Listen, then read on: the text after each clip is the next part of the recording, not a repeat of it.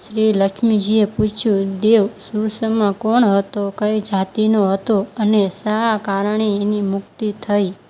શ્રી ભગવાન બોલ્યા, હે પ્રિયા, સુરસમા બહુ દુષ્ટ બુદ્ધિનો મનુષ્ય હતો. પાપીઓએ શિરોમણી હતો. એનો જન્મ વૈદિક જ્ઞાન વિહોણા અને ક્રૂરતાભર્યા કર્મો કરનારા બ્રાહ્મણનો કુળમાં થયો હતો.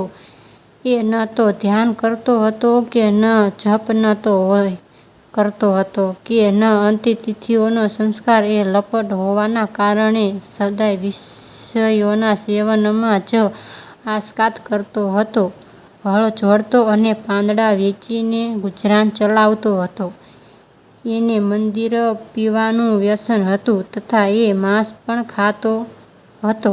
આમ એણે પોતાના જીવનનો લાંબો સમય વિતાવી દીધો. એ દિવસ મૂઢબુદ્ધિનો સુરસમા પાંદડા લાવવા માટે કોઈ ઋષિની વાડીમાં ઘૂમી રહ્યો હતો. એટલામાં જ કાળ રૂપધારી કાળા સાપે એને ડસી લીધો. સુરસમાનું મૃત્યુ થઈ ગયું. ત્યાર પછી એ અનેક નરકોમાં થઈ ત્યાંથી યાતનાઓ ભોગવી મર્ત્યલોકમાં પાછો આવ્યો. અને ત્યાં ભાર વેઠનારો બળદ બન્યો. એ સમયે કોઈ પગુએ પોતાના જીવનને આરામથી વિતાવવા માટે એને ખરીદી લીધો. બળદે પોતાના પીઠ પર પગનો ભાર વેઠાતા વેઠાતા ઘણા કષ્ટ સાથે 7-8 વર્ષો વિતાવ્યા. એક દિવસ પગુએ કોઈ ઊંચા સ્થાન ઘણો લાંબો સમય બહુ ઝડપથી અને બળદને ફેરવ્યો. આથી એ થાકીને ઘણા વેગથી પૃથ્વી પર પડ્યો અને મુક્ત થઈ ગયો.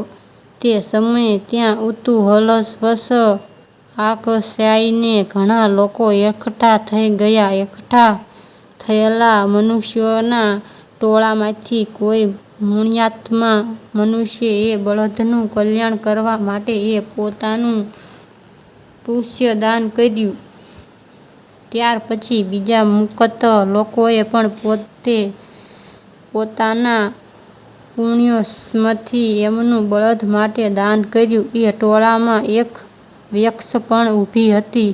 એને પોતાના પુણ્યની જાણ ન હતી, છતાં પણ એણે લોકોએ દેખી એ બળદ માટે કંઈક ત્યાગ્યું. ત્યાર પછી યમરાજા દૂત એ મરી ગયેલા પ્રાણીઓ પહેલા યમપુરીમાં લઈ ગયા.